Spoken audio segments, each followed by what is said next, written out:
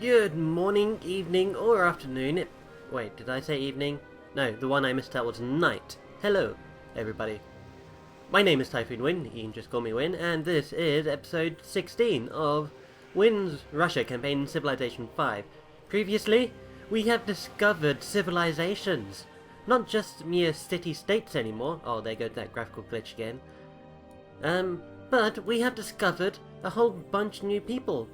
We discovered the Mayan capital of Palenque. We have discovered the Cartho-Mayan cities of Utique and Carthage. And we have also discovered London. So this means we have discovered the Meier, the Cartho-Mayans, and the English. So, we also discovered the Great Barrier Crater over here. My apologies, I didn't mean to call it the Great Barrier Crater. I'm pretty sure it's not a barrier of anything. That's a really good point. Why do they call it the Great Barrier Reef?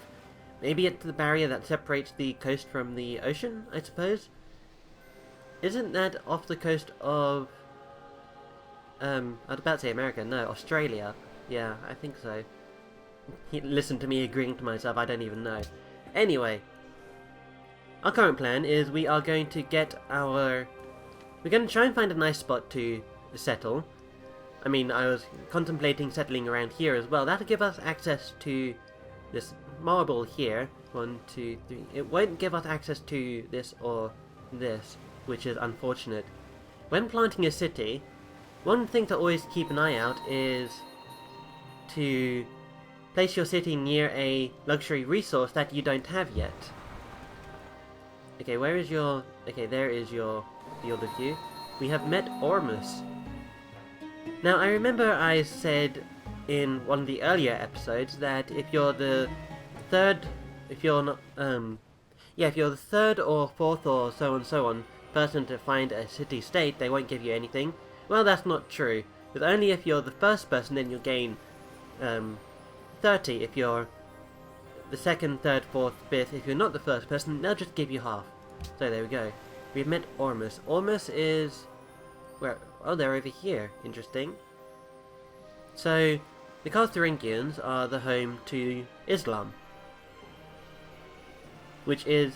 To be honest, I find that a little strange, simply because Carthage is ruled by a female, and there have never really been any Muslim or Islamic rulers that are female, at least not to my knowledge. I could be wrong, I could be like gravely insulting someone and I have no idea. If I am, I sincerely apologize. But otherwise, let's just continue. There is a random mountain off in the coast off over here. That also reminds me, another good place to settle a city would be over here, but I've already gone over that. And this guy, we have a worker here. What should we have the worker do? There's not really too much he can do. And we're basically filling out on, well, filling out the tiles over here with stuff. We might want to go for some trading posts. Let's see, do we have access to trading posts? We do. It's a part of guilds. Okay, so as soon as we research steel, we're going to research gunpowder. Why is gunpowder important? It gives us, well, first gunpowder units of the game. They're, well, I won't say they're anything special in the game. They're still considered melee units, melee, whatever. But, yeah, it's always good to have something. I mean, just the status of being a gunpowder unit itself is quite impressive, in fact.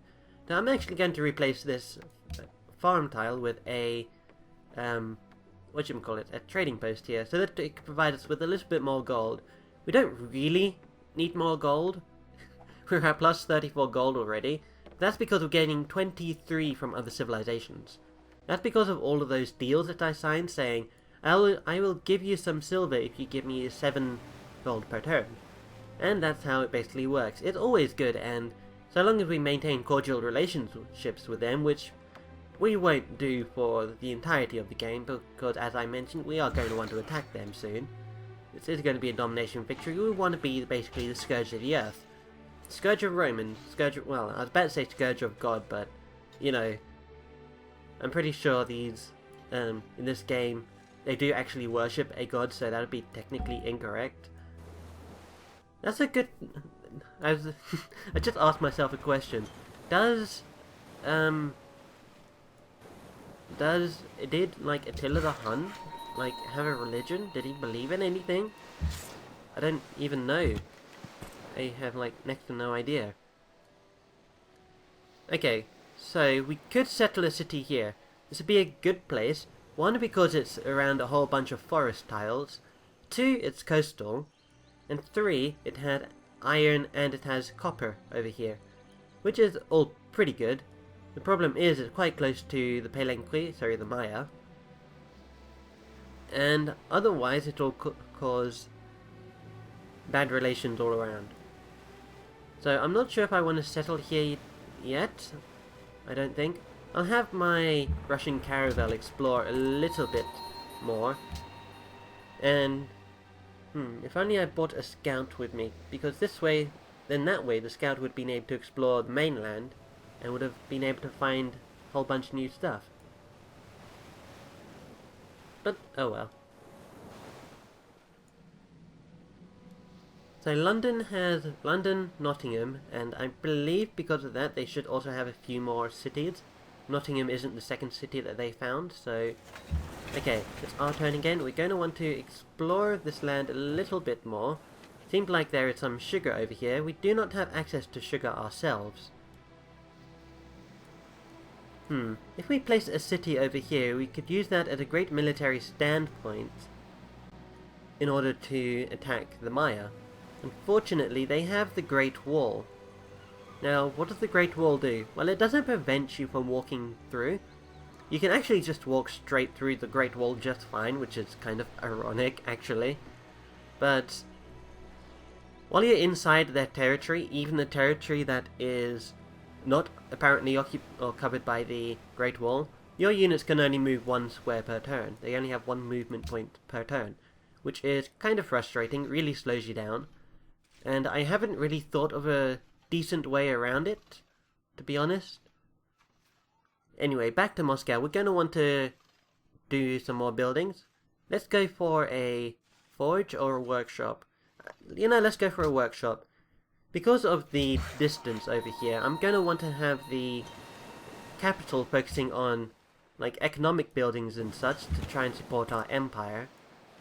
And also we're going to want it to produce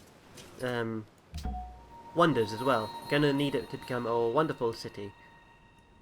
So I am really going to annoy the heck out of all these people by bringing my great prophet about and converting some of these holy cities. Oh, Dido has declared war on Pakal.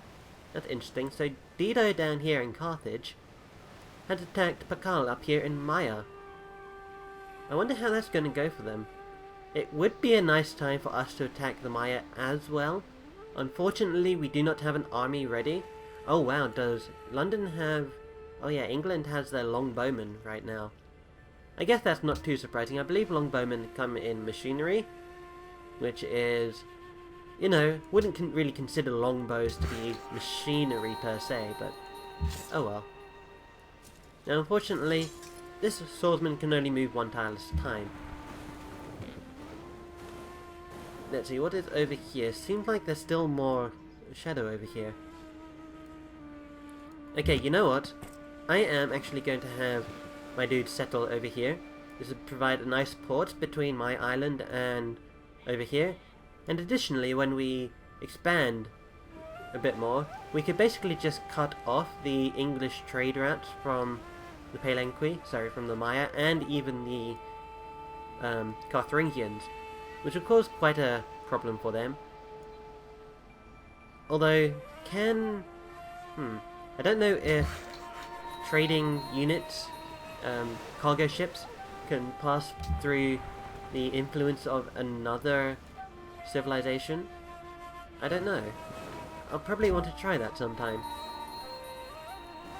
Also, I am tempted, really wanting to see where this war goes. Have they even been at war before? Let's see, who has denounced who? Global politics, at war with the Meier and at war with Carthage. Okay, so not really too much. We just need England to declare war on us, and then everybody we know will be at war. England can't declare war on us, just to let you know. I mean, they physically can, but it'll be a bad idea for them. Simply because at this point there is no area around us for them to declare war on us with.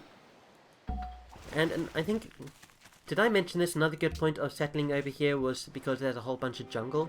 That'd be really good for technology as well.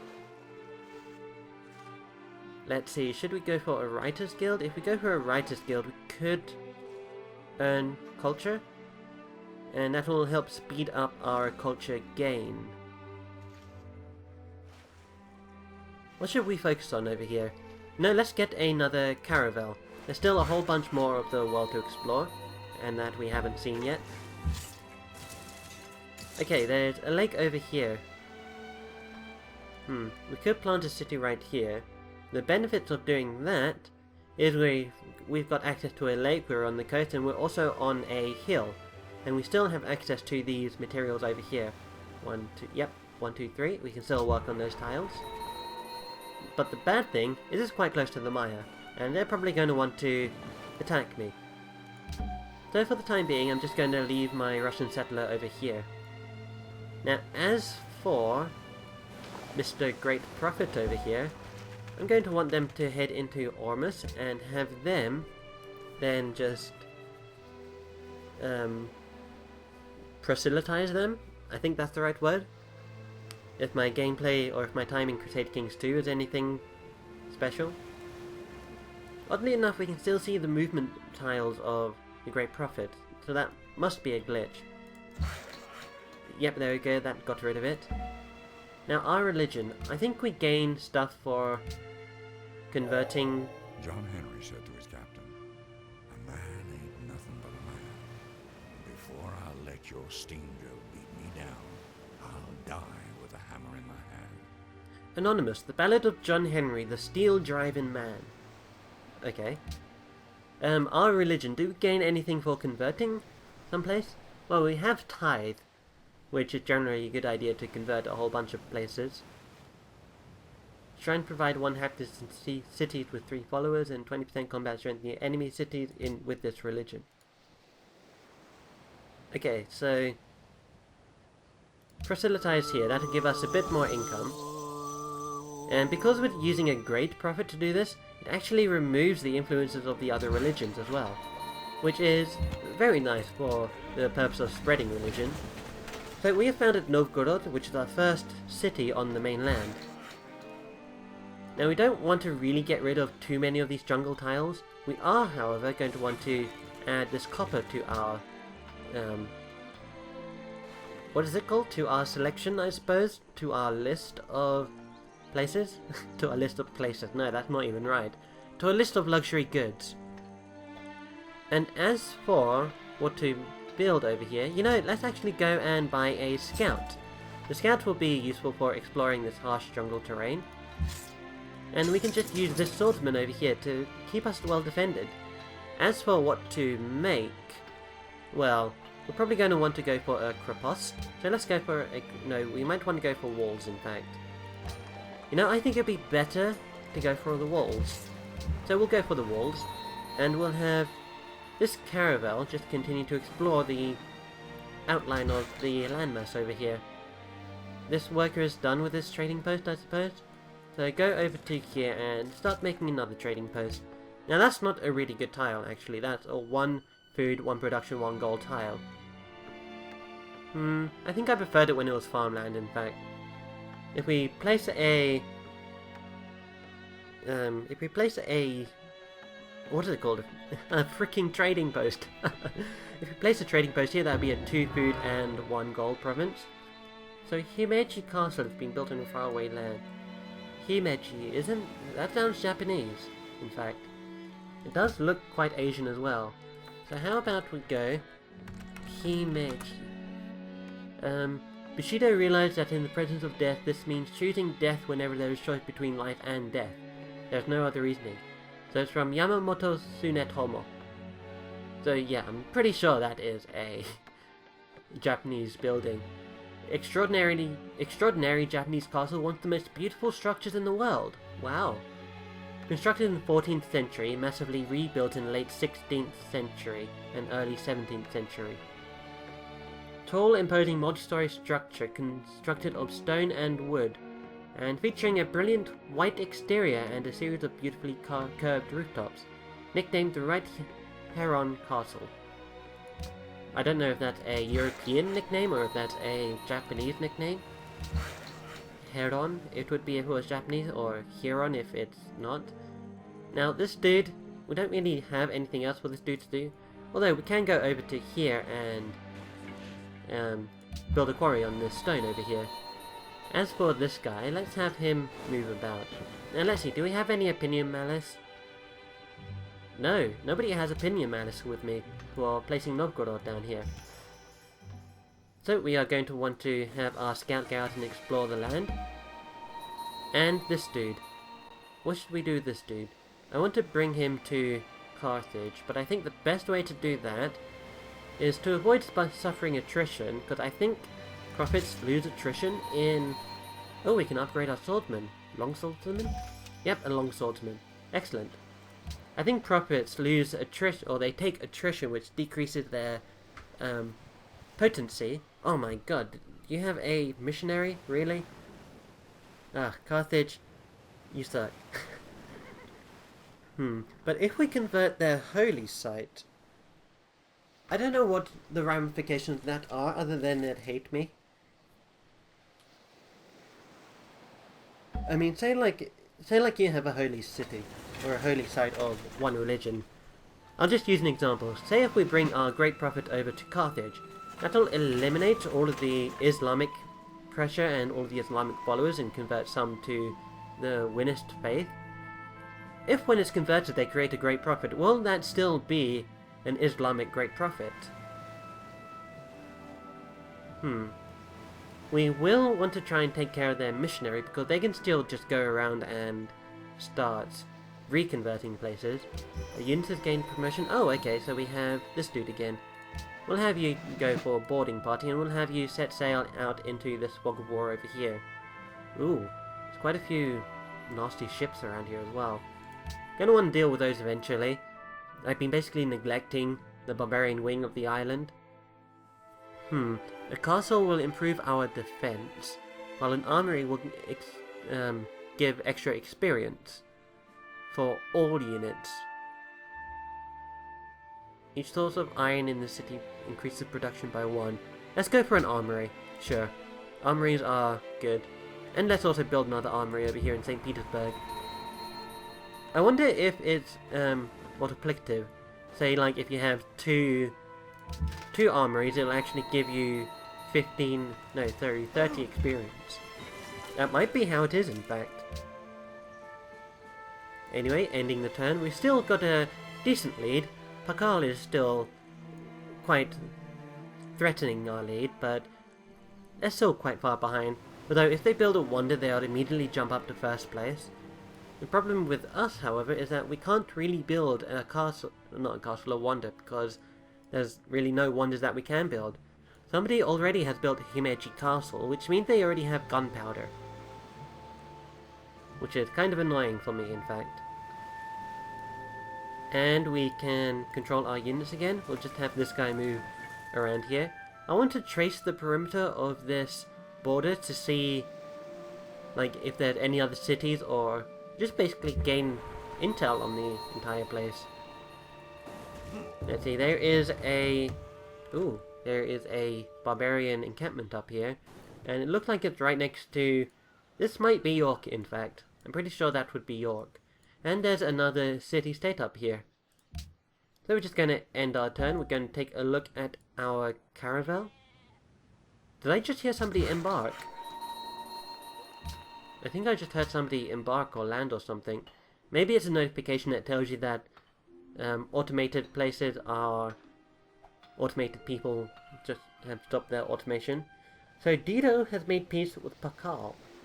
Interesting. And has also negotiated peace with the city-states. Okay. So that war didn't really do anything, which is hugely unfortunate. Oh, in fact, I do think our great prophet was the guy who just disembarked.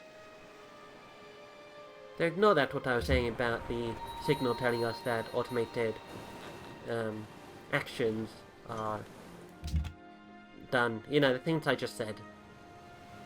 So you guys stand up here. Okay. The Mayans have pikemen. So we can't really attack them with cavalry. Well, we can, but we need to take out the pikemen first.